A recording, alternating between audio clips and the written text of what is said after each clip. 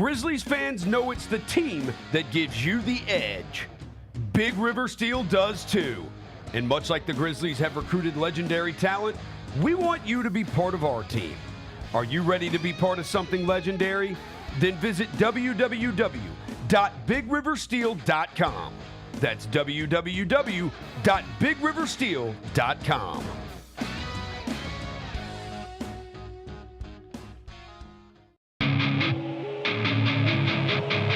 Our fans have a huge impact on our ability to play to the level that we're striving for. Drop off, Morant. Oh! Well, you wanted home crowd involvement. I love those moments where you see our guys engaging in the fans, and the fans just get pumped up. They are standing in FedEx Forum. I would hate to be on the other side with the opposition when FedEx Forum's rolling. That's such an unbelievable relationship that our group has with our fans.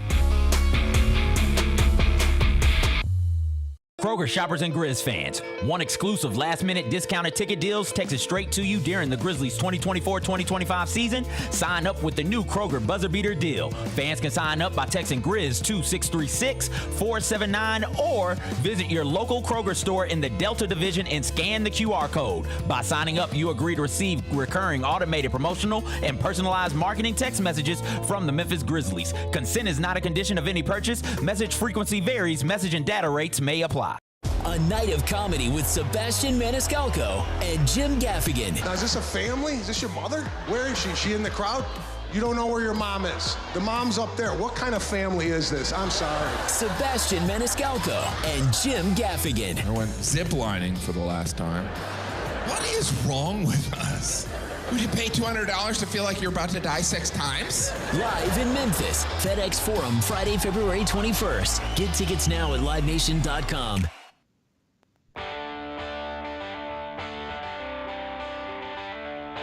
Live from the Built Ford Tough studio at FedEx Forum, it's the Gary Parrish Show, presented by Ortho South, on YouTube at Grind City Media and the official Grind City Media app. Now, here's your host, Gary Parrish.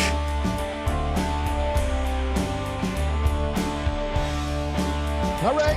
I'm here. My name is Gary Parrish, speaking to you from Midtown Manhattan, New York City. Bennett Doyle back in Memphis producing the program. Glad he's with me. Glad you're with me. Hope you get through the day best you can.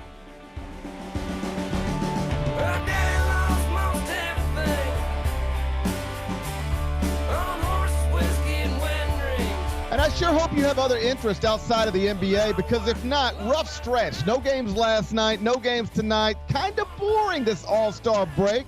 I know everybody needs rest and relaxation, but it ain't great for us to watch the stuff. We'll talk about it momentarily. First, though, quickly, let me set today's schedule for you when I finish this open. We're going to take a break, come back, and do 5 more things you need to know. At which point we're going to discuss 5 previously undiscussed stories. Among them, Penny Hardaway held his weekly radio show last night. Took responsibility for the loss at Wichita State. 3rd quad 3 loss for the Tigers this season. We'll spend a few minutes on that. We'll do it in about 20, 25 minutes. Caitlin Clark's agent told ESPN that it is impossible, quote, impossible, for the WNBA to pay the superstar what she's actually worth. I'll give you some interesting numbers on that. We'll do that in just a bit. A new documentary on Gabby Petitio, you remember Gabby Petitio, has dropped on Netflix. It went straight to #1. Sad story. We talked about it as it was unfolding in real time. I watched some of it late last night. I'll tell you a little bit about that. We'll do it in the next segment. The 4 Nations Championship round is now set. It's going to be USA versus Canada.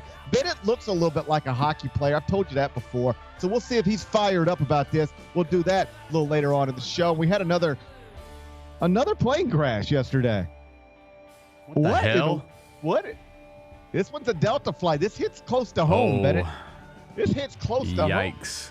This one's a Delta flight. This hits close to home. The plane flipped over. Thankfully, everybody survived. 80 people on board.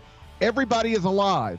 But they did have to take like 20 people to the hospital. The plane flipped over on the runway, burst into flames. Caught fire, at least. That burst into flames might be a little too much, but it did catch. This one hit a little too close to home. I'll tell you what we know during a segment we call 5 More Things You Need to Know. Then we'll eventually do GP's carryout, and we'll call it a day. So that's the rundown. We got a lot to get to.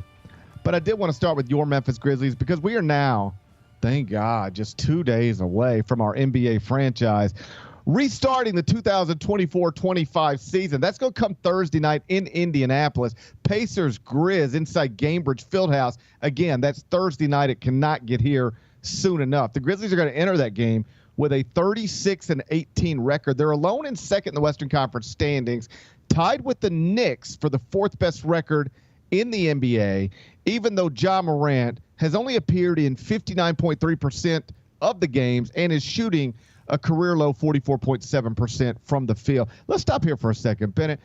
Did you realize Ja is shooting a career low 44.7% from the field? I mean, I guess I didn't, just because like he hasn't played a ton of games this season, and so I didn't really realize that it was a career low. So hopefully that number goes up. Second half, yeah. Hopefully that number goes up. I was just playing around with some numbers last night. Let's call it a trivia time. Will you accept a trivia time this early in the show? Are you willing to accept a trivia time so early in the show? I'm ready. Let's trivia do this. time. Let's go. Where does Ja Morant right now rank among NBA players in player efficiency rating? Oh, goodness. Out of just the entire NBA, all eligible players. Okay, so how many would that even be? Millions. Yeah, how many players are in the league? Billions. I'm gonna say he's in the top 50. You'd be wrong. That's an incorrect answer. Keep guessing. Top 70. Definitely top 70. 58th is the correct answer. Okay, I was close. You were kind of close. He's 58th in player efficiency rating with a 19.02. That puts him just slightly behind Toronto's Jakob Poeltl and Boston's Luke Cornett. How would you interpret all of this, Bennett? Yeah. Good that the Grizz are second in the West with Ja having a PER in the 50s, just slightly behind Jakob Poeltl and Luke Cornett, or bad because Ja has a PER in the 50s? How do you interpret all of this? I'm not worried about the PER in the 50s because, again, get in and out of games, not enough time, not enough stretch of games to put together any real consistency. And I said this to Roser yesterday when we were talking about it. Obviously, I expect it to change as we get down this home stretch heading into the playoffs, because I just expect him to play a lot of games down the stretch. I think he's going to play more games, and I think that number's going to change because he's going to play more games and get more of a rhythm as we head down the stretch. I mean, I think that he's got a chance to really change the opinion some people might have about him this season. He's not playing as well, whatever. And that opinion can literally change if they're able to keep the 2 seed or stay like a top 3 seed, and him play a bunch of games down the stretch. Like those 3 guys playing consistently together as we head into the playoffs, I think it just gives the fan base like a lot of hope as we get towards the postseason. To me, that's the biggest thing to watch in these final 28 games of the regular season, because I do think it has been masked a little bit by the success of the team and by the nonstop highlights, at least when he's available. Mm-hmm.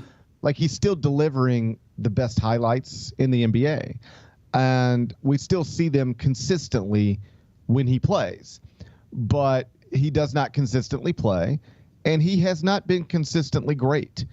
You can pick apart player efficiency rating if you want to. Mm-hmm. It's not a perfect metric, but it is something that was created for a reason and is still constantly referenced for a reason. And your franchise point guard is sitting at 58th in those rankings right now and shooting a career low from the field. So Ja's been an incredible teammate this year, like pumping Jaren up and really shining a light on him. And I don't want to speak for Ja, but I don't know if that's easy. It might be easy for him to do, but I don't know that it would be easy for most to do. I don't know that it would be easy for me to do.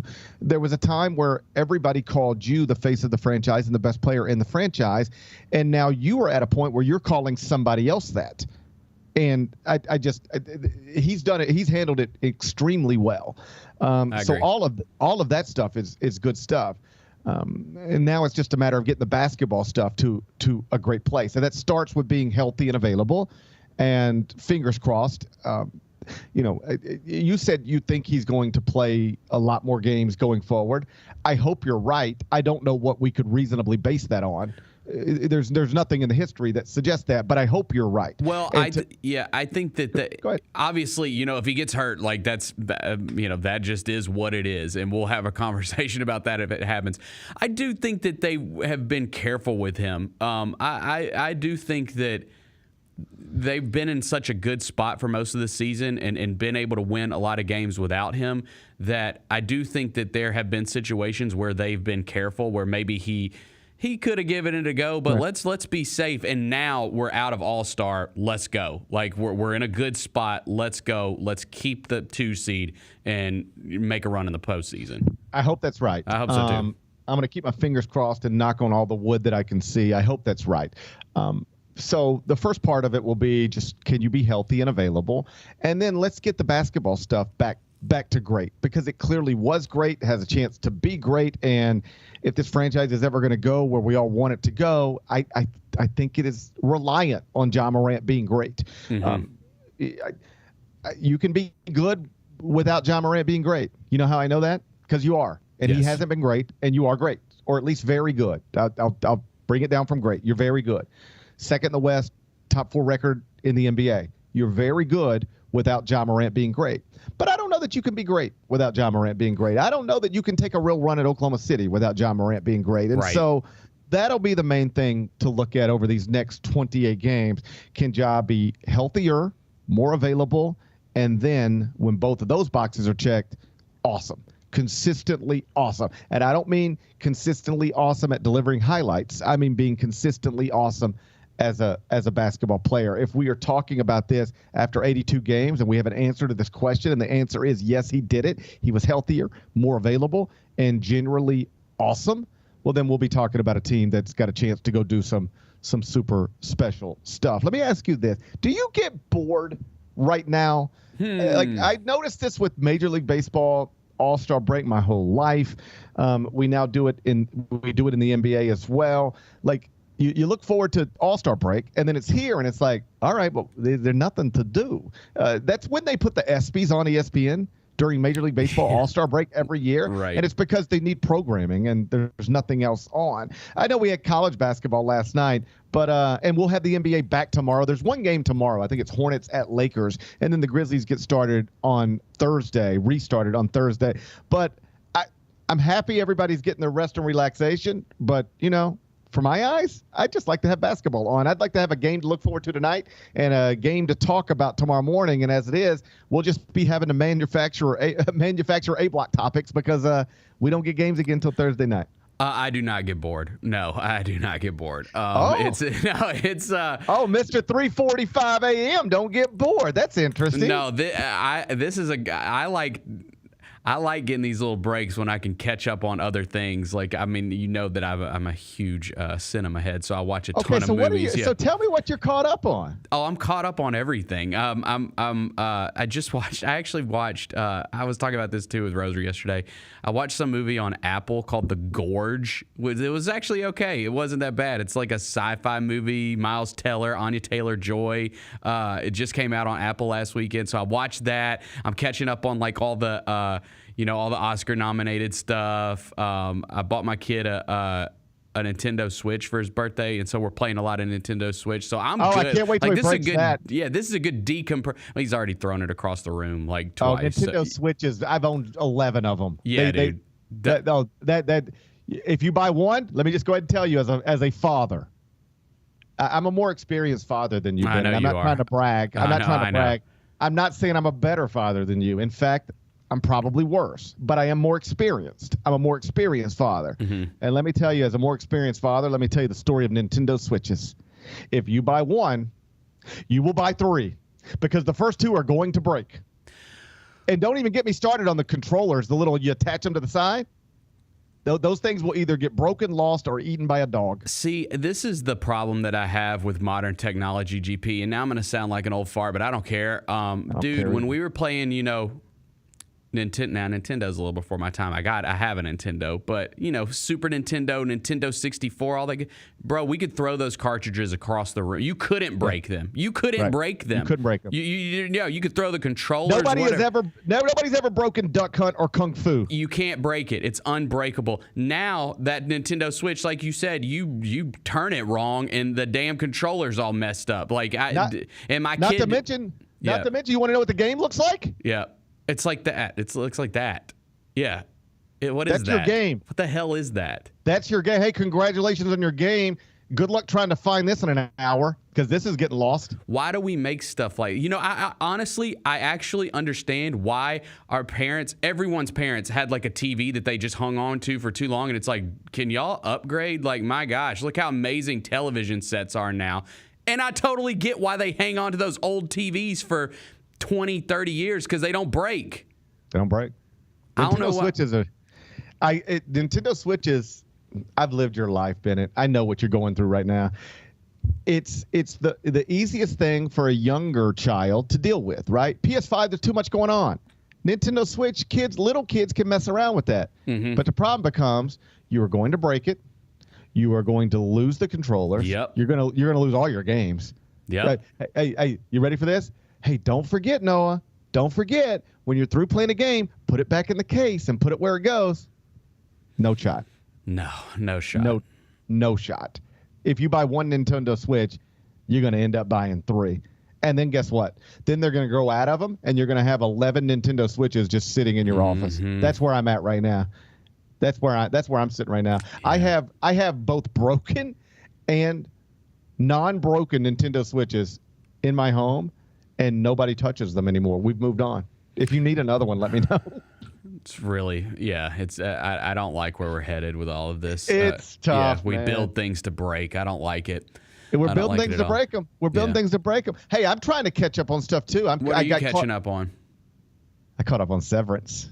Well, I saw you're a Broadway aficionado these days. Yeah, I mean, I'm a little bit of a theater expert. I spent the weekend becoming a theater expert. I was just popping in and out of Broadway shows. I went to see English on Friday night and Sunset Boulevard on Sunday. Oh. So I'm a little bit of a theater buff at this point. But then last night, as I was watching Raw and Duke and Arizona and Baylor, I also over here decided on the iPad I would get caught up on Severance. And I tell you something, do you watch Severance? I do. And I think I know what you're going to say. That is the best show that I just have absolutely no idea what's going on. And people like again, like I got the cliff notes. But come on, if we're not going to sit here and act like we're watching Severance and we know what's happening. Anyone that says that, I look at I'm like, come on, man, you don't know what's really going on. I don't even think it's possible to know what's going on. Nah, but I like it. I'm having a great time. It's the weirdest thing. I enjoy watching it. I am never bored. I am always interested. I have no idea what's going on. I even watch the YouTube videos when I'm done. Yeah. It'll be season podcast 2. Breakdown. Yeah. Oh man, I mean, I'm putting in the work. Don't ever accuse me of not putting in the work. I go straight from Apple TV Plus Severance season 2 episode 4 to YouTube Severance season 2 episode 4 recap, explanation, clues, all the stuff I missed. I'll do an hour of Severance and then do an hour of YouTube recaps, and I'm still sitting there going, no idea.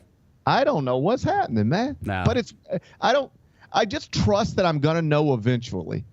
I trust that I'm going to know eventually, and it's all going to make sense. But I don't have any idea what I'm watching right now. In that way, and maybe this is why I shouldn't trust, because in that way, it's a little like Lost. You remember Lost? Of course I remember Lost. Lost was this whole cultural phenomenon. You'd watch it, and you'd be like, man, I don't really know what's going on. And then you'd study it, and you'd go to, I don't know if Reddit was a thing then, but whatever the equivalent of Reddit was, you'd go read about it and you'd study it and you'd be like, okay, I guess the payoff wasn't very good. It didn't end well. And so I have higher hopes for Severance, but I don't know. We are 5 episodes into season 2, and I'm still not even sure what the characters are up to completely. No, I'm really not either. But again, having a great time. I'm having a great time. I'm having a great time. I was talking to my buddy Prince Tover about it because he watches a lot of like anything that's ever been on television. He has seen it probably 3 times. He's not married. He has no children, so he's got tons of free time. So he watches everything. And I was talking to Stove about this. Hey, help me here. How do you even think of the concept of this show? How does that get into somebody's head? Like I sometimes will look at music and I'll go, okay, how did this person write this song? How did this person come up with this beat? How did the person I'm fascinated by how these things enter people's minds and how creatives can create. And I can usually get to a place where it makes sense to me. Like, okay, I could see that. I don't have any idea other than just being super high how the story of Severance pops into your head because it is so bananas. I was looking to see if it's based on anything like a book or a short story or anything. No, it looks like it's an original idea that they came up with. I mean, how wild does your brain have to be to come up with that idea? Like, I think I got a pretty good imagination, and I can't make sense of how somebody thinks of the concept of the show. Yeah, no, I can't either. No, that's pretty good. That's pretty good by Ben Stiller, him and his partners. That's pretty good premise. And Ben Stiller's entire Twitter feed, or at least a lot of his Twitter feed, is just people telling him, I don't understand what's going on. He's like, okay, well, thanks for watching. And they're like, man, my wife fell asleep in the episode last night. And he's like, well, it's her loss, not mine. Yeah. He's having fun with the confusion, but I'm digging it. I don't know where it's going. I don't know what they're up to, but I am too. I am just like you using NBA All-Star break to catch up on some television, and evidence of that is that we'll talk about more television stuff in the next segment. But when we come back, Penny Hardaway held his weekly radio show last night to discuss, among other things, Sunday's loss at Wichita State that dropped Memphis pretty far in the AP poll and gave the Tigers a third quadrant 3 loss. I'll tell you what Penny said. We'll do that next. Gary Parrish Show, presented by Ortho South. Thanks for showing up, Memphis. Nothing beats catching your Grizzlies IRL, and nobody knows that better than you. So next time you want to hit up a game, Ticketmaster's got your back with tickets to every upcoming matchup. Whether you're catching the Grizzlies at home or on the road, you'll find tickets at Ticketmaster, the official ticket marketplace of the Memphis Grizzlies and the NBA. Keep putting that jersey collection to use and get Grizzlies tickets today. There's no better brag than saying you saw it live. See you courtside again soon, Memphis. Our fans have a huge impact on our ability to play to the level that we're striving for. Drop off, Morant. Oh! Well, you wanted home crowd involvement. I love those moments where you see our guys engaging in the fans, and the fans just get pumped up. They are standing in FedEx Forum. I would hate to be on the other side with the opposition when FedEx Forum's rolling. That's such an unbelievable relationship that our group has with our fans. Memphis Cat is back with his Heaven on Earth tour. I tried to be incognito, but thanks to Shannon Sharp's loud mouth, the gig is up. February 22nd in the FedEx Forum. In my spare time, I infiltrate the Illuminati. Look for their secrets. Run back. Tell y'all. Don't miss this year's most talked about comedy icon live. He's back with brand new material, an unmatched wit, and an electrifying performance. Get tickets at Ticketmaster.com. When it's all on the line, you turn to the strong, the stable, the unwavering. To those with a history of raising their performance, to meet the moment. It's true in basketball. It's true in banking. Grizzlies Checking from Pinnacle. Play hard, bank easy. Open a Grizzlies checking account with at least $100 and a recurring direct deposit by August 31st, and you could receive a $200 direct deposit bonus into your account. Details at grizzliesbanking.com. Member FDIC. Sonic Radio. Welcome back to Sonic RNDIO. That spells radio with me, the CIO. This just in, the new Sonic $1.99 menu lets you build a crave-worthy meal for just $1.99 an item, whether that's a creamy shake, crispy tots, or a quarter-pound double cheeseburger. This just out. Ostriches. They're mean, not very cute, and in my opinion, way too big for a bird. Don't miss the Sonic Fun 99 menu. 5 items, always $1.99. Live free, eat Sonic. Tax not included. See menu for details.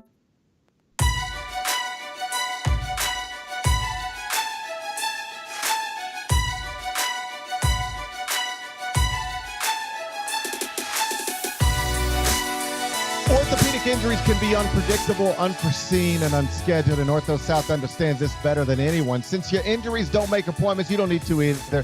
And that's because Ortho South welcomes walk-ins during the weekdays and the evenings, and even on Saturdays. So next time an unforeseen injury makes an unscheduled appearance in your life, visit orthosouth.org to find your nearest urgent care location. Just walk in, and Ortho South will take care of everything, especially you. Learn more at orthosouth.org. That's OrthoSouth at orthosouth.org. Now, I got 5 more things you need to know. Number 1.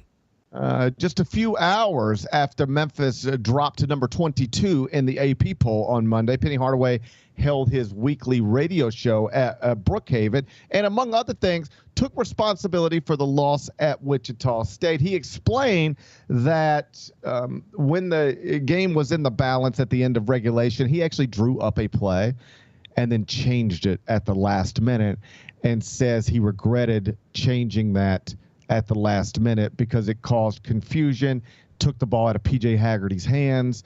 And according to Penny, this is Penny's words, not mine, he said he handled the end of that game probably as poorly as he has ever handled the end of the game at any point in his career.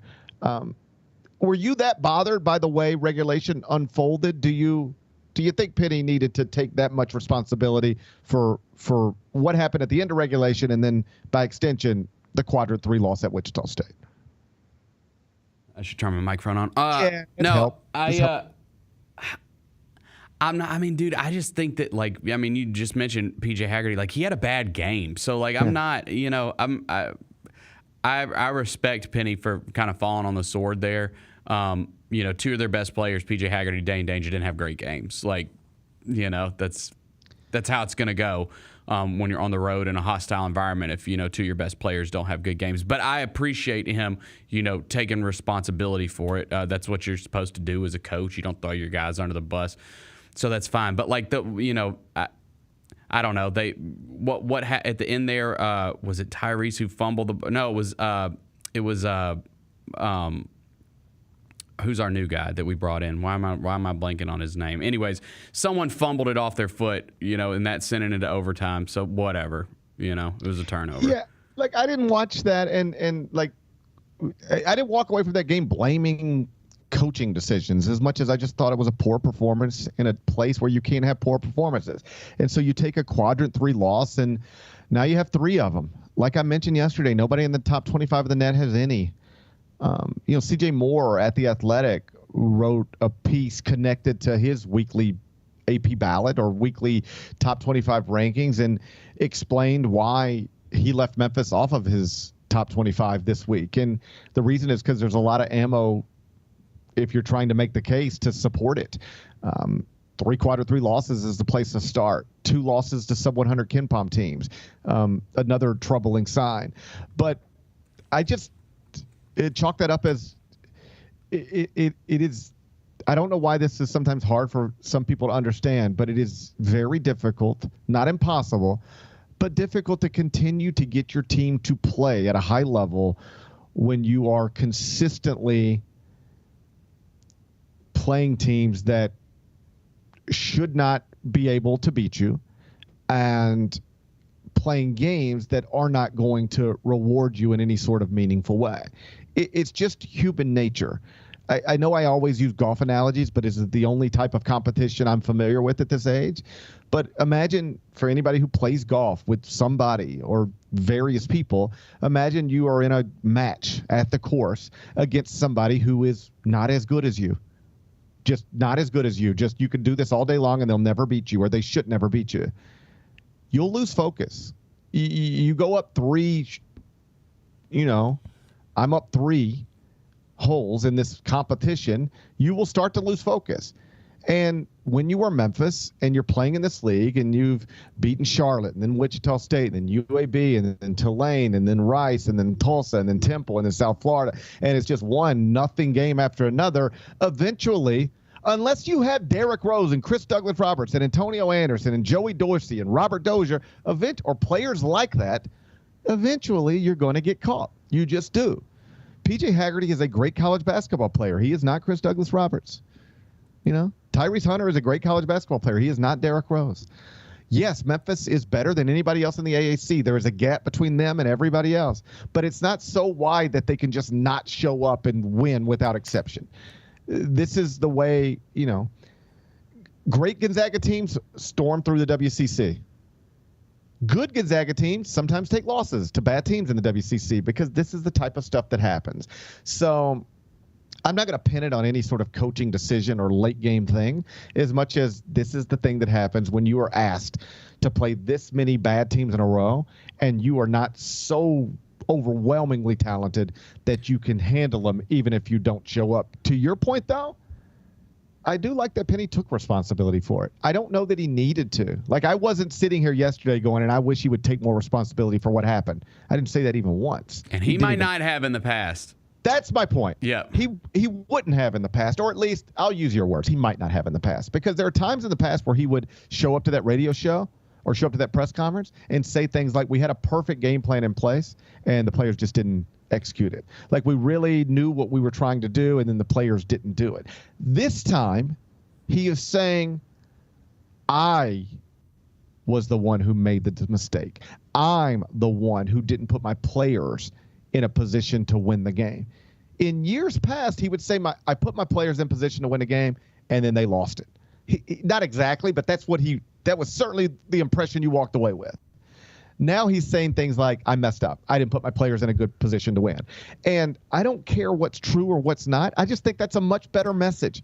It's a message that shows maturity. Yeah, I also think he likes this team a lot and likes this team probably more than some of the other teams that he's had in the past. Sure. Yeah. Like, sure. I think he just likes how they approach things a little bit better. Yeah. Yeah. So I expect them, every time they've lost a game like this, whether it was Arkansas State, then Temple, and now Wichita State. So I guess when I say anytime they've lost a game like this, it's really only 3 times.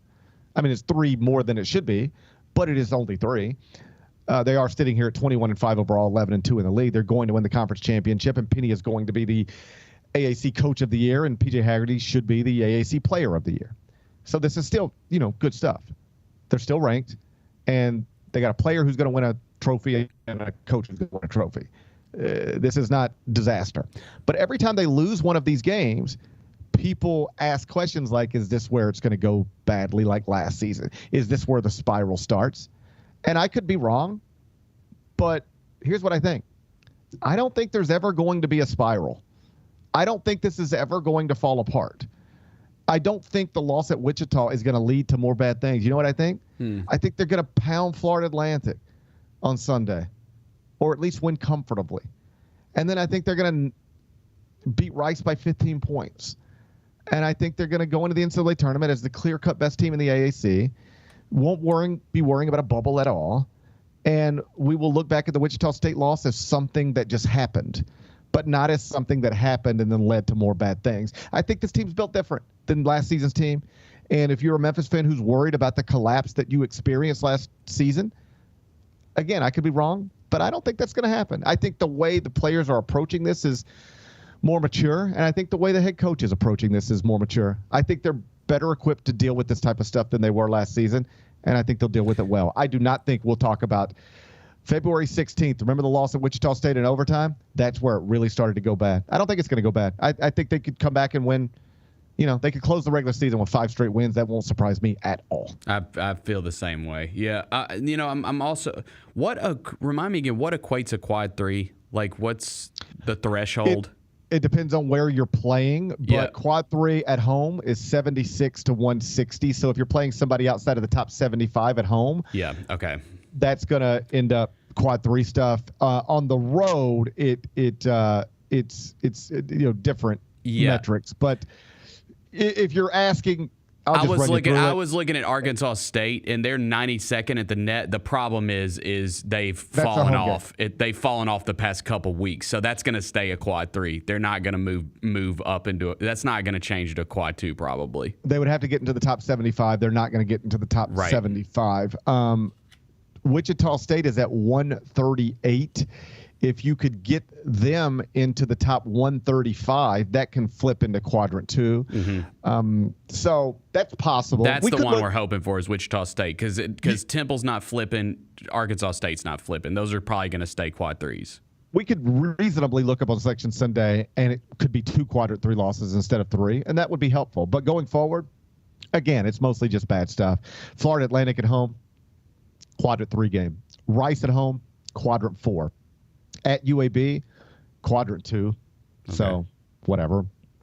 At UTSA, quadrant 3. South Florida at home, quadrant 4. Lots of landmines. Very little good stuff. Just win them all, man. Just win them all. Go win them all. And you know what? I think they will. I think they'll win the rest of these games. I think that they will close the regular season with 5 straight victories, 3 at home, 2 on the road, and then enter the AAC tournament very comfortably in the field. Enter the AAC tournament so comfortably in the field. You ready for this? They could lose their first game to a bad team and still get in the bracket. No problems. I do not think Sunday is going to be the start of something bad. Sunday's just going to be a bad thing that happened, followed by more good stuff. Number 2. Interesting conversation between Caitlin Clark's agent and ESPN. Michelle Steele had the story at ESPN.com. Caitlin Clark's agent, Aaron Kane, said Caitlin will never be paid what she's worth by the WNBA because it is quite literally impossible for them to pay her what she's worth. And you continue reading the story and you get all these wild estimations that economists and other folks have attached to Caitlin Clark, and it really is crazy. Think about this. An economist at Indiana University Columbus, who was interviewed by the Indianapolis Star recently, calculated that Caitlin Clark was responsible for $36 million in economic impact to the city of Indianapolis, and that she is responsible for 27% of the entire WNBA's economic activity for this past season, including attendance, merchandise sales, and television. One player in a big league responsible for 27% of the economic impact and economic activity for the WNBA.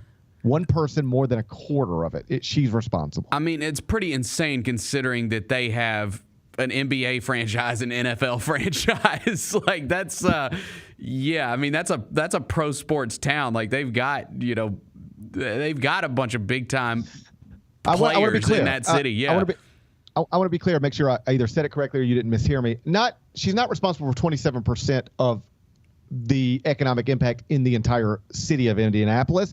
It's 27% of the economic activity in the WNBA. Oh, I got you. And responsible for $36 million of economic impact in the city of Indianapolis. She is. That's pretty good. That's still pretty good. You can argue this intelligently. No one person means as much to their league, whatever league it is, as Caitlin Clark means to the WNBA.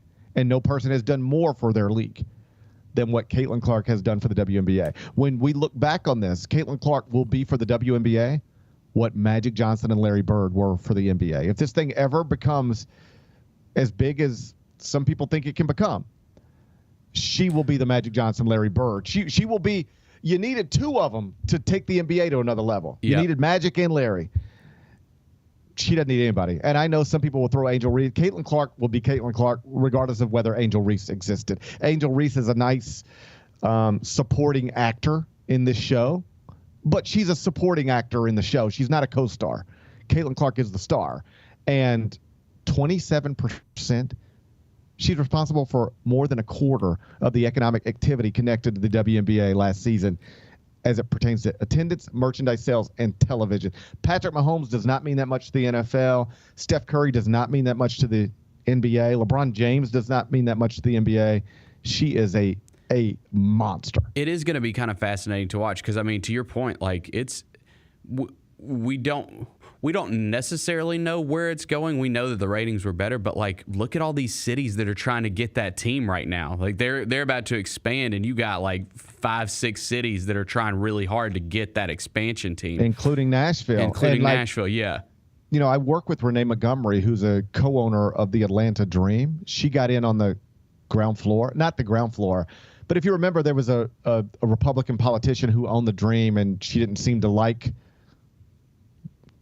black women. I'll just put it that way.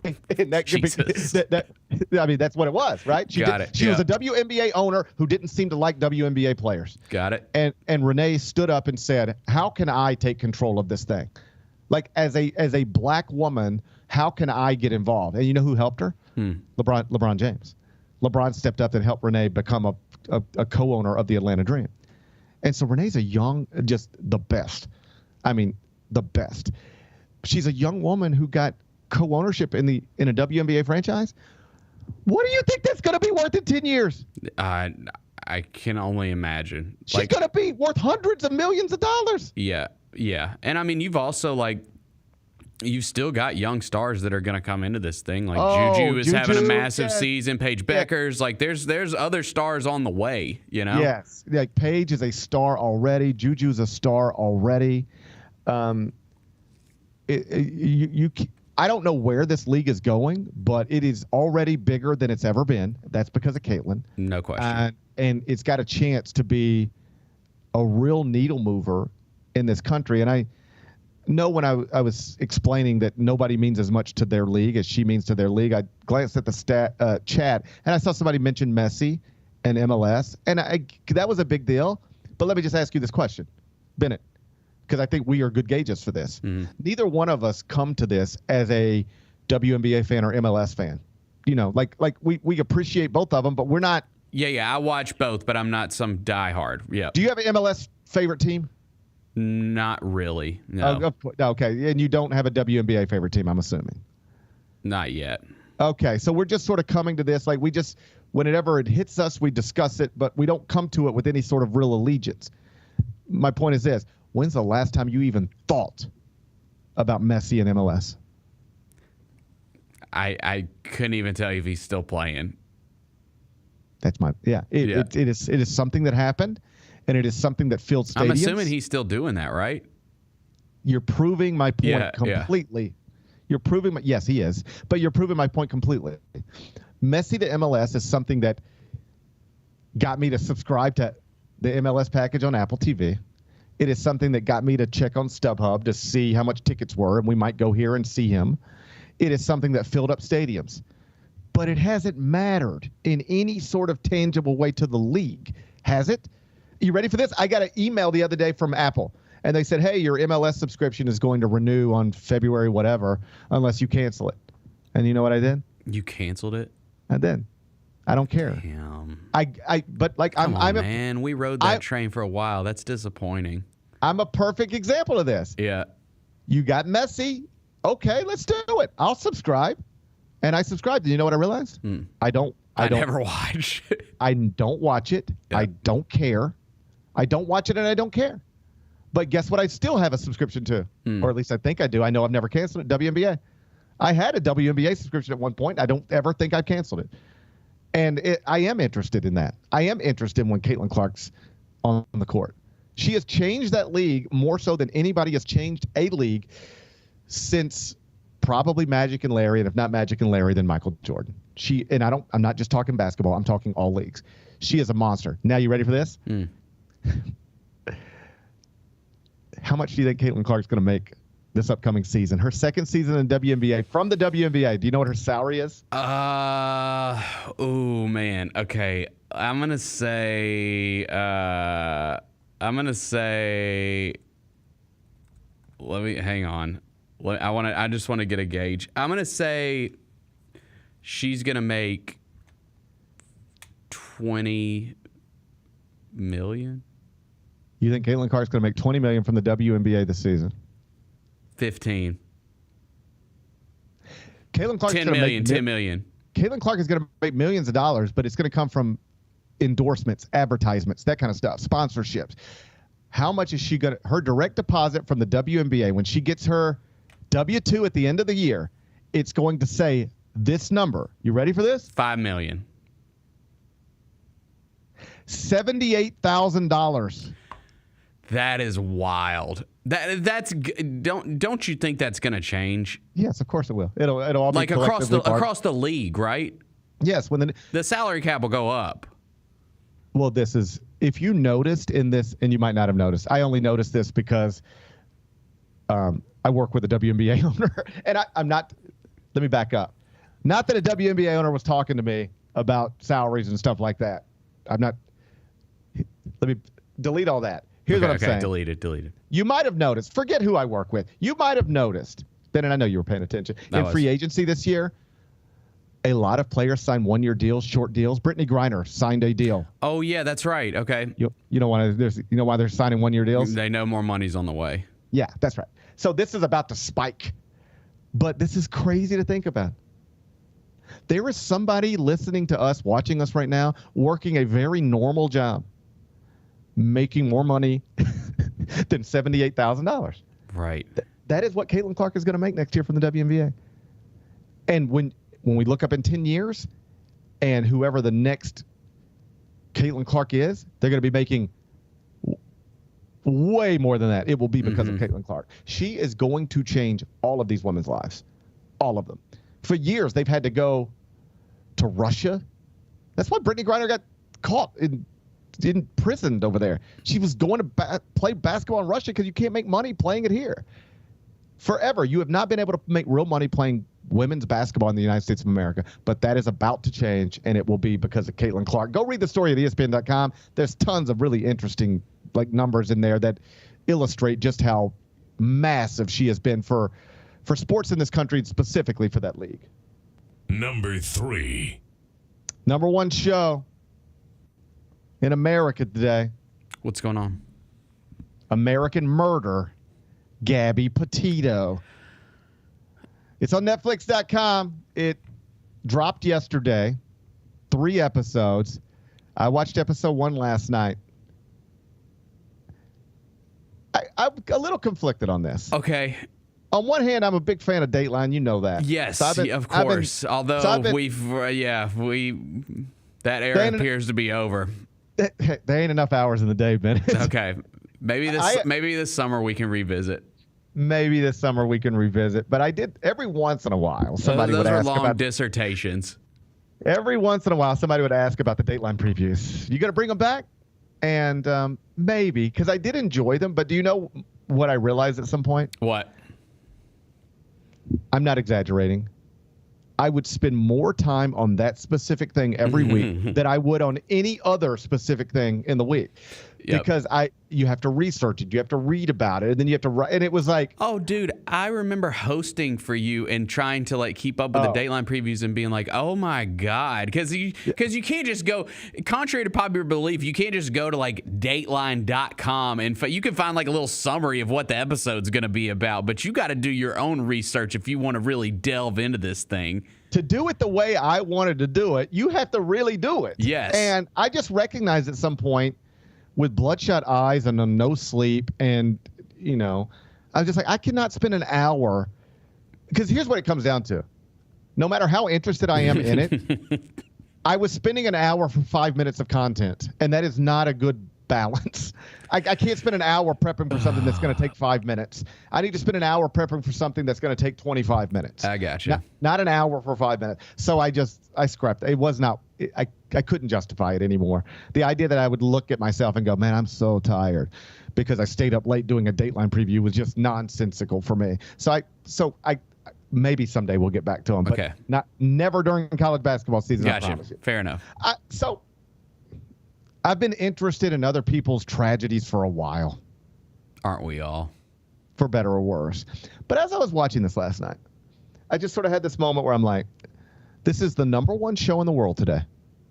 This is the show, because by definition, I think this is true now. If you're the number 1 show on Netflix, you're the number 1 show in the world. Maybe. I think that's true. I mean, you know this too. We don't give near enough credit to those shows that are just on network TV that everyone is watching. Yes, but I bet you will find out more people watch this Gabby Petitio documentary than like episode of Blue Bloods. Yeah, I think that's what you'll find out. Gotcha. So I'm watching this last night, and a lot of people are watching it, clearly. That's how you go to number one on Netflix. And I just sort of had this moment where I went, why do I even know this woman? Why do I know who this is? There is nothing remarkable about her other than she is young, pretty, and dead. That's it. Is it weird that this woman is famous and she was not, like Nicole Brown Simpson is famous in part because she was allegedly murdered by a super famous person. These are two people that could have lived next door to you or not. They're just people. Is it weird that we know so much about these people? There's nothing remarkable about either one of them other than it's the saddest shit you've ever heard. I think that we're just, we obviously are a nation fascinated with true crime. Like those are the biggest podcasts, like getting like the biggest shows that you're watching. Like that is, that's just something that we're fascinated with as a country. Why? I mean, I think part of it is maybe trying to understand why that kind of stuff happens. Because like me and you, like and most normal people, like don't murder. And so I think maybe it's just a natural curiosity when you see these big things like that you want to know about it because you don't understand how that could happen. You don't understand how it could happen. And so the opening scene is sort of chilling because it is, and we talked about this in real time, so we know all this stuff. And so far, I really haven't learned much I didn't already know. It is just like a closer look at stuff you already know with more voices. Like Gabby's best friend is I didn't know who Gabby's best friend was. Yeah. But now Gabby's best friend is talking. And so you have more voices and more details connected to the story. But the story is the story we all lived through in real time. This became a big story. She was missing. And then, the internet found her. The internet found her body. That's right. Like the authorities knew where to look because the internet said, you need to go here. Because the van was spotted in a video that surfaced online. And it was just a wild thing that we all were sort of, if not consumed with, aware of. Mm-hmm. And so the opening scene is something that I was already aware of, which is that there was this traffic stop where they're not stopped because of a speeding violation or they ran a red light. They are stopped quite literally because someone called 911 and said, hey, I just saw a van and there's a man and a woman, a young man and a young woman, and I saw him strike her. I saw him hit her in the van. And they're like, hit her? And so they pull the car over because of this. And there's some communication breakdown. Like it's the person who made the traffic stop, I don't think was completely aware of what had been alleged by the person who called 911. But the opening scene is you get this shot of this van getting pulled over. And the officer walks up to Gabby's side of the van and she's in tears. And it's clear that she's been crying and is distraught. And they get her out of the car and it's just like, we're just arguing. It's been stressful, but everything's okay. And there's some real blame in hindsight on this officer for not he could have saved her life, but he put her back in the car and was like, all right, you guys be careful. It just sort of let it go. And you know how the story ends. And there's some real blame there, but I couldn't help but think what you just said as I was watching this, which is, I guess if it's crystal clear to you that this man just hit this woman, then you approach it a different way. But people argue all the time, particularly on road trips. People argue and get in disagreements all the time. Even like couples who are genuinely happy are going to have moments where they're not having the best time. Right. And I've seen people argue. I've been in disagreements, but you don't ever think it's going to go there.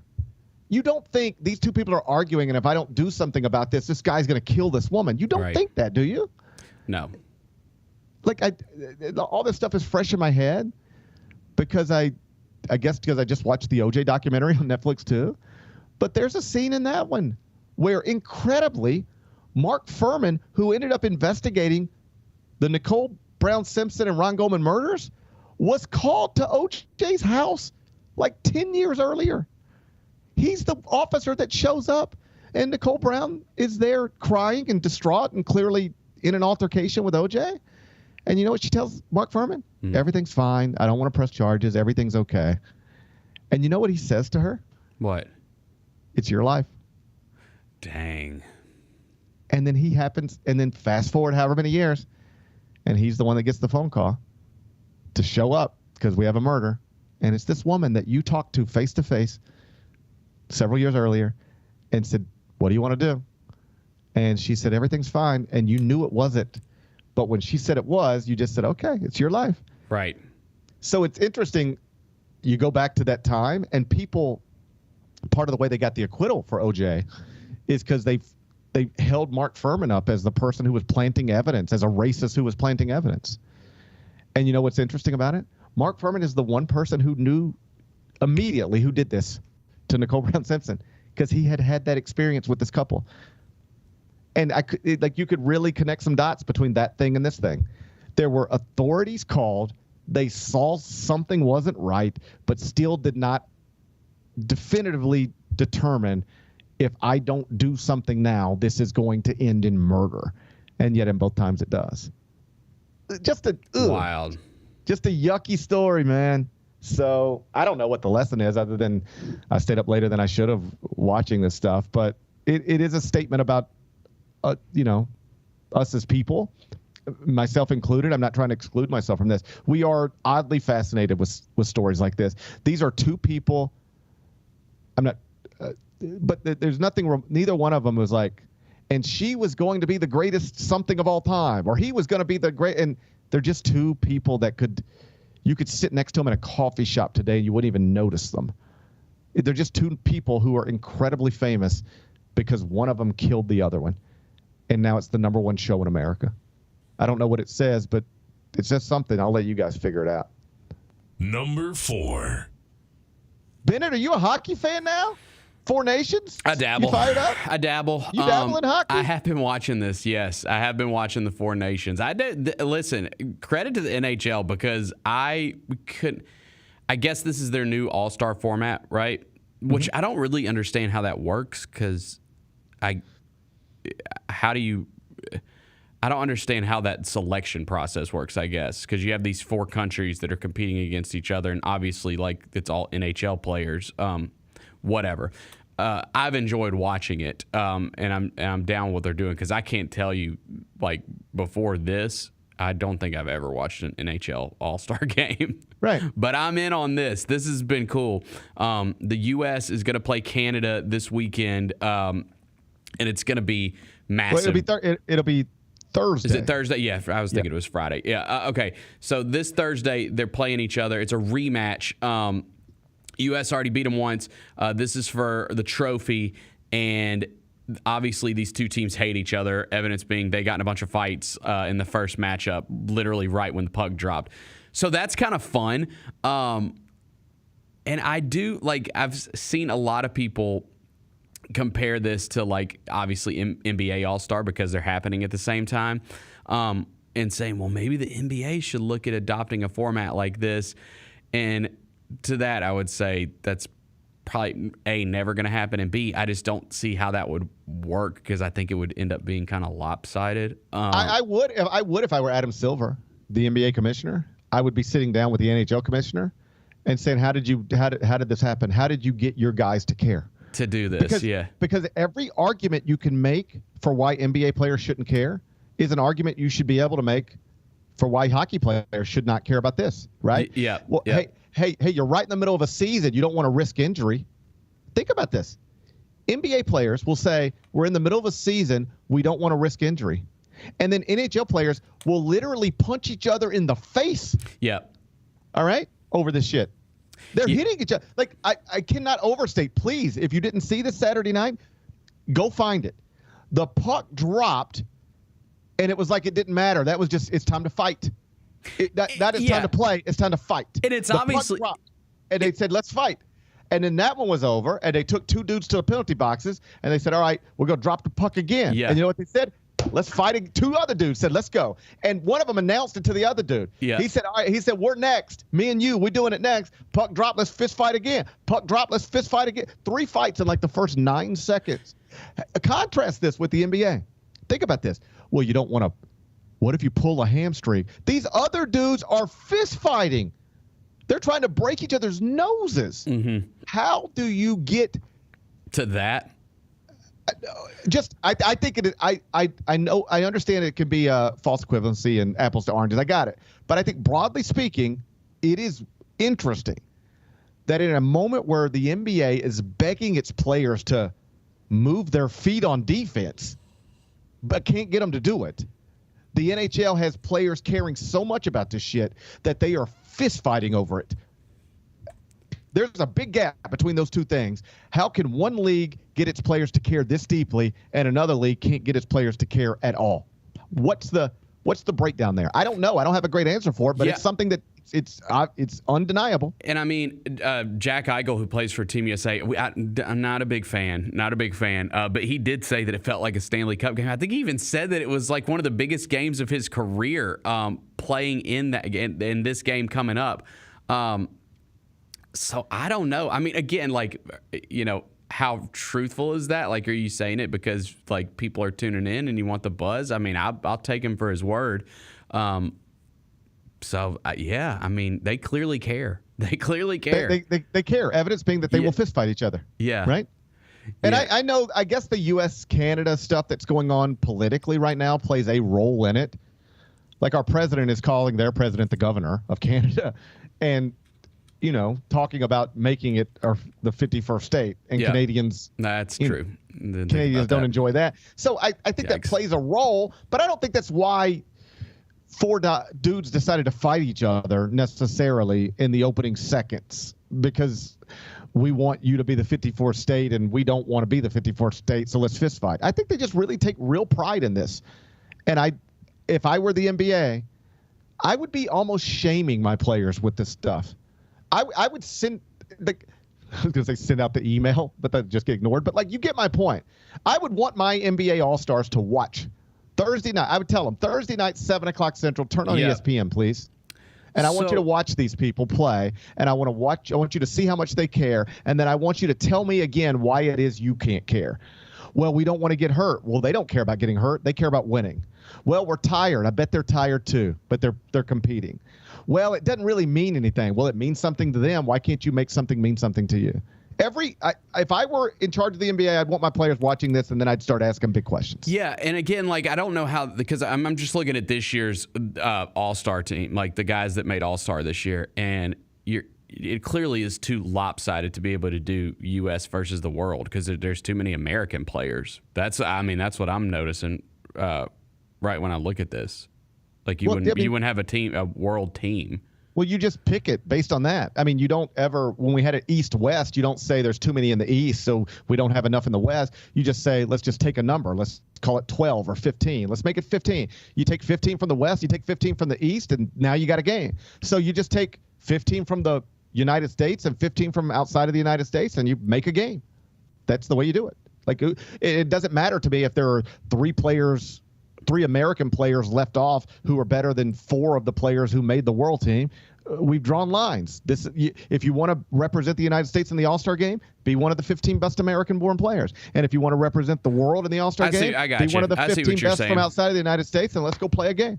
Like, you know, that's and if it ends up where the world has better players than American, we're probably headed there. Well, then that's just the way it is. But hockey has figured out how to make their players care. The NBA can't figure out how to make their players. You ready for this? These hockey players care more about this shit that's going to happen tomorrow night than the NBA players care about NBA regular season games. I mean, that's what Jack Eichel said. He said it's like the Stanley Cup. We don't like Jack Eichel, by the way.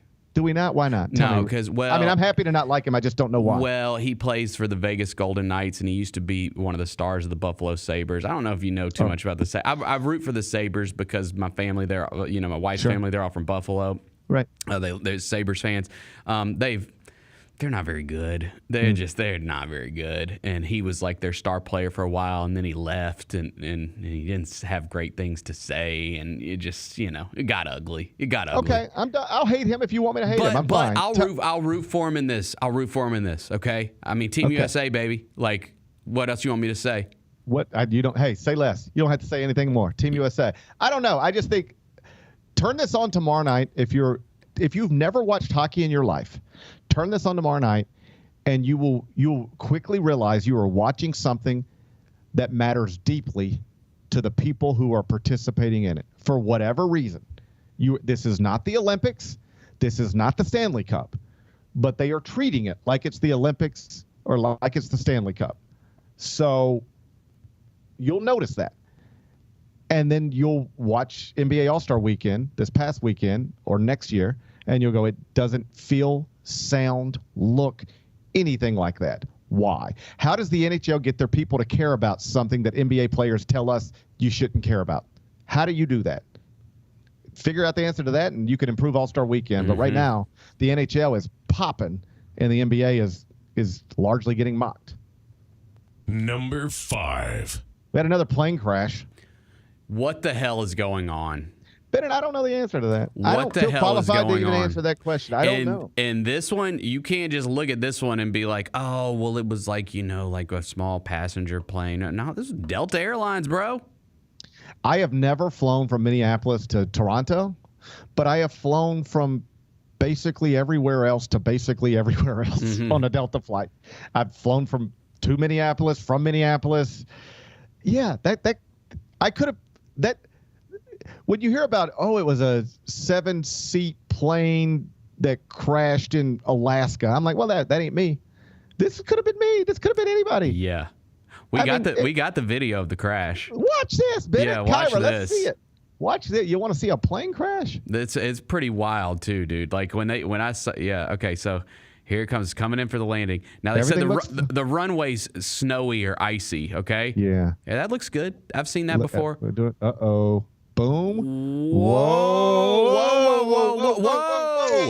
Why are we upside down? That's why you put your tray table up, though, Bennett. That's why they tell you to put your tray table up so that you end up.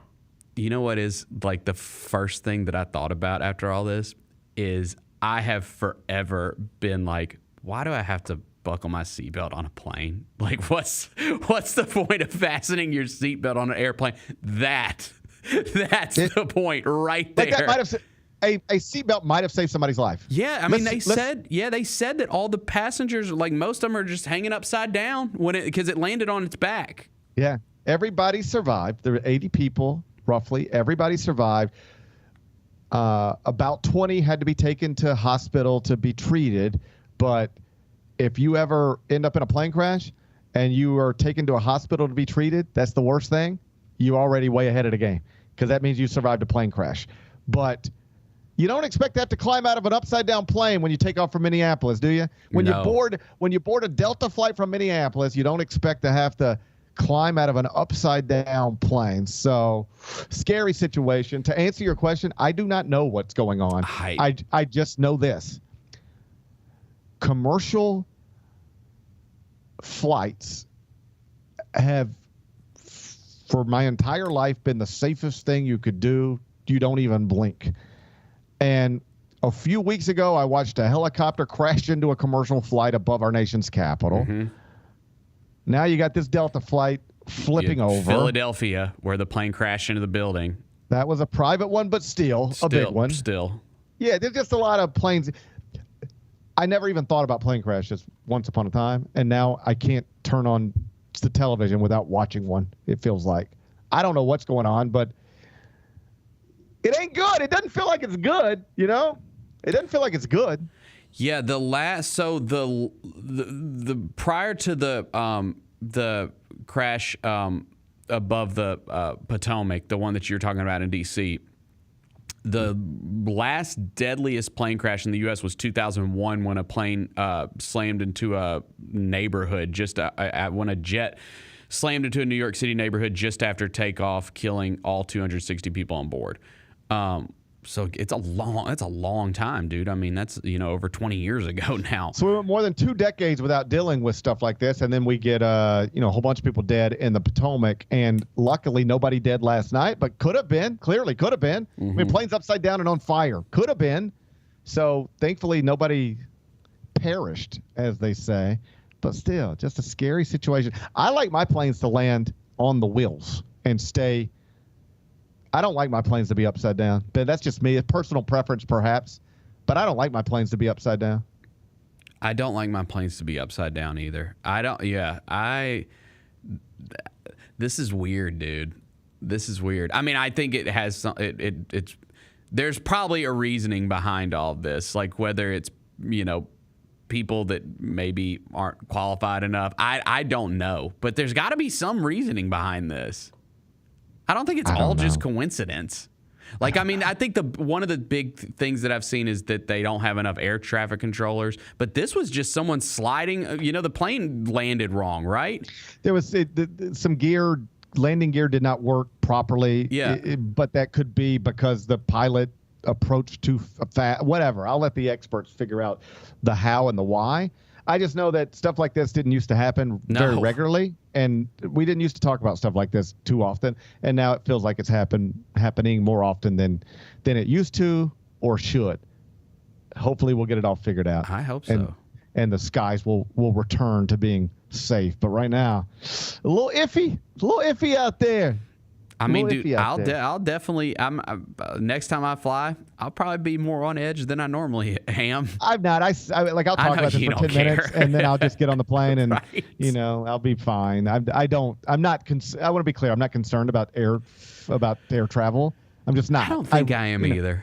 I recognize statistically it's still an amazingly safe thing, but just like, I don't know. That Delta plane looks exactly like every plane I get on, and it was sitting upside down on a runway last night. Yikes. That's a weird thing to look at. We'll be back with GP's Carryout. Grizzlies fans, dunks, dimes, and no-looks are great on TV, but nothing compares to catching them IRL. And that starts with buying tickets at Ticketmaster, the official ticket marketplace of the Memphis Grizzlies and the NBA. Ticketmaster gets you to the game so you can catch every highlight in person. From seeing your favorite Grizzlies stars up close to hearing the squeak of the sneakers on the hardwood. Put that jersey collection to use and get tickets at Ticketmaster. There's no better brag than saying you saw it live. See you courtside, Memphis.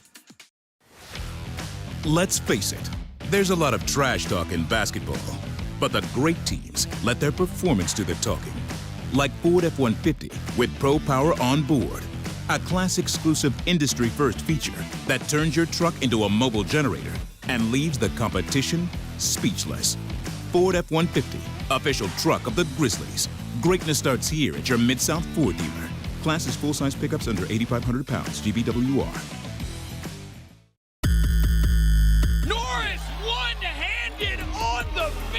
If you go to a hustle game, you're going to see a very fast-paced game. A lot of action, both offensively, defensively. Nice rejection right there. In a great environment at the Lander Center. You could bring family there, kids are running around. Down the lane and one for Zion Poland. And then you're going to see a lot of talented basketball players competing at a high level.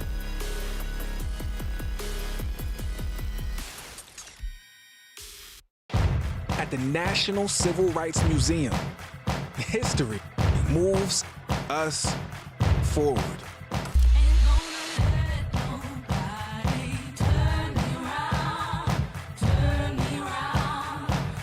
The question remains, how does history move you? Keep on talking, marching up to freedom now. Shinedown, Dance Kid Dance Tour. Live in Memphis. FedEx Forum, Saturday, August 30th. With special guests, Bush and Morgan Wade. Get tickets now at livenation.com. Shinedown, live in concert. For more, visit shinedown.com.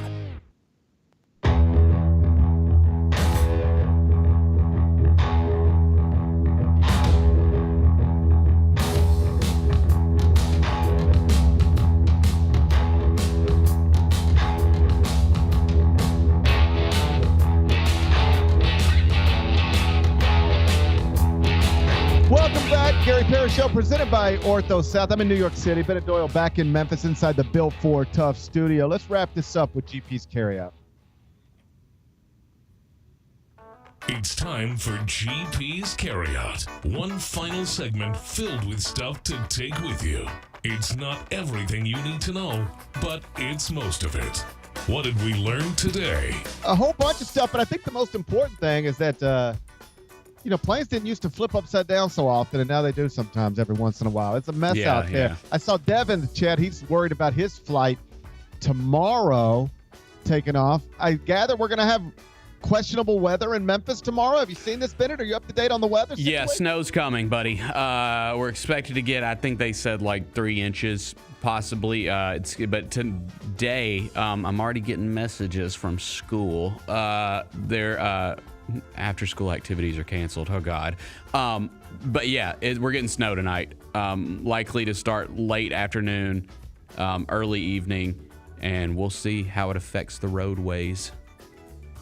Well, I ain't worried about the roadways, Ben, and I'm worried about the runways. I got to try to get home tomorrow, too. I'm trying to come home tomorrow, too. I'm trying to fly home tomorrow. I don't know, man. Good luck. Good luck. Thank you, Bennett. Good luck. Thank Because you. the problem is we're gonna get it, and then we're not gonna get above freezing until later in the week. So we'll see. Here's my only rule on this. I will never get frustrated with an airline for canceling a flight for weather. Better safe than sorry, right? My wife was flying home. She was up here in New York for the weekend. She was flying home yesterday, and she got first canceled on Sunday. She's supposed to go home Sunday. Mm-hmm. Canceled Sunday and then delayed all day yesterday. You know why? Wind. It was because the wind was just, the wind actually woke me up 2 nights ago in the middle of the night, just whipping through the buildings. You could hear it. It was so loud. Just wind whipping through the city. And they couldn't take off because it was too windy yesterday. So she was stuck at LaGuardia all day yesterday. Better safe than sorry. I'm fine with that. Here's my only request. If you're going to cancel on me before I leave this hotel room. Do not make me go all the way to LaGuardia and sit at the airport. Been there. Because I've done that before. Yes.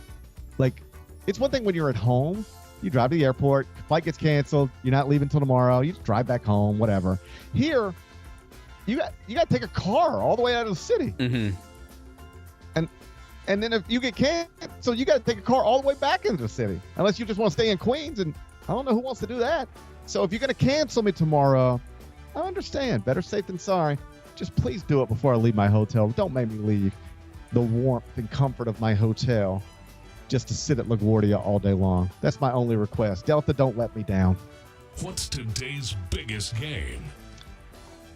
I'm taking you to college basketball. Okay. And I'm taking you to Milwaukee. CBS Sports Network. You got an 8 o'clock tip tonight. I'll be in studio.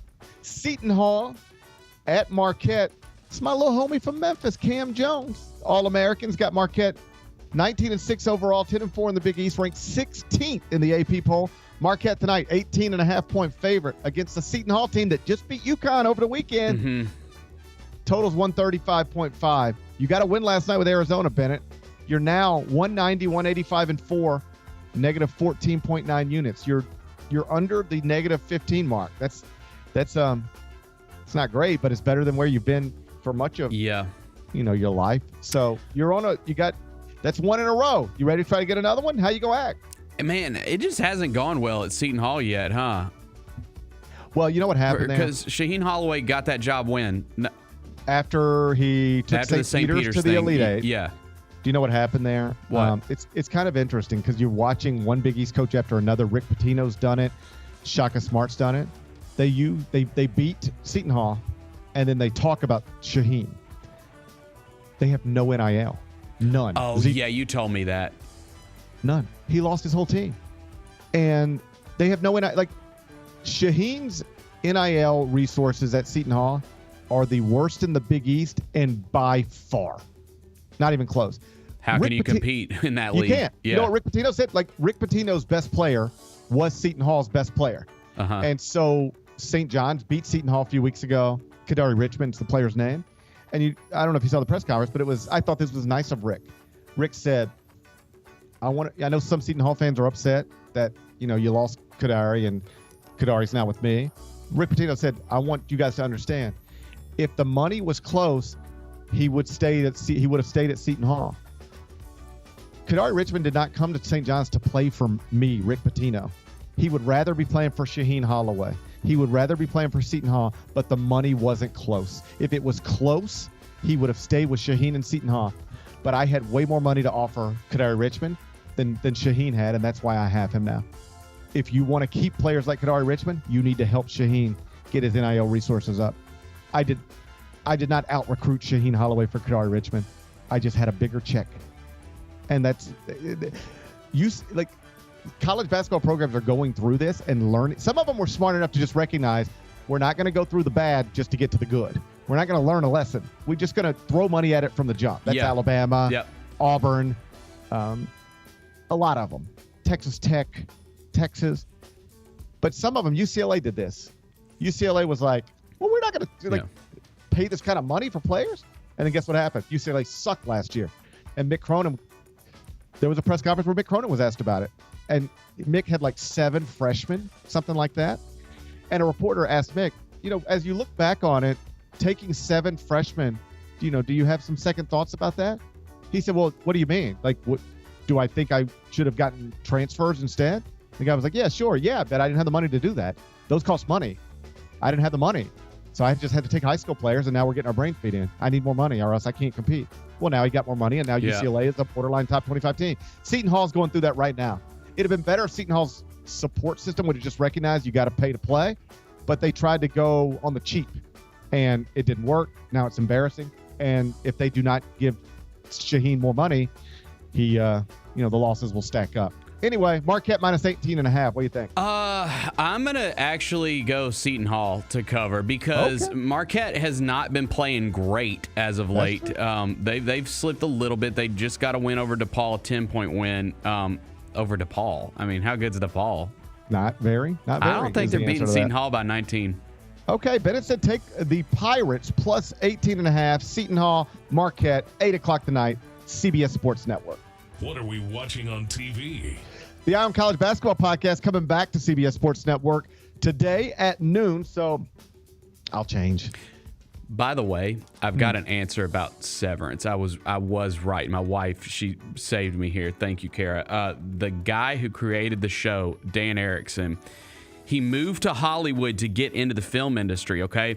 And he ended up working at a store that made doors or pieces for doors, okay? He hated his job, and he thought that wouldn't it be cool if he could drop off part of himself at work so he doesn't have to be there all the time. There's even in one of the episodes, I guess I hadn't gotten to this episode yet, there's a door store, like maybe Dylan had an interview at a door store or something like that. So, yeah, the guy that created a show, that was just an idea that popped in his head. Yeah, I think he was probably high, too. I think you probably also have to be high to have those kind of thoughts pop in your head. But that makes sense. Shouts to Kara for participating in the show today. Yep. I can't recommend Severance enough. If you're not watching it, start from the beginning and don't get frustrated if you don't know what's going on. None of us know what's going on. Okay. Nobody knows what's going on. Nobody knows anything. So Eye on College Basketball Podcast will be on CBS Sports Network at noon. Severance is streaming right now on Apple TV Plus. And if you want to watch American Murder, Gabby Petitio, well, that's on Netflix right now too. So we got so options, man. We got options, man. Don't even worry about it. What's the best thing we've read? That story by Michelle Steele at ESPN.com on Caitlin Clark and her value to the WNBA and city of Indianapolis was really good, and I thought educational. So if you haven't seen that yet, go find it. Homepage, ESPN.com. What's on tap for tomorrow? Well, tomorrow will be Wednesday. I think Chris Vernon is going to join me in the first hour. NBA regular season gets restarted tomorrow night. Hornets at Lakers. So it should be a fun show. Looking forward to it already. Enjoy the rest of your day. I'm going to enjoy mine. We're going to meet back here tomorrow at 10. Till then, be careful, be kind, be good. Rep your hood.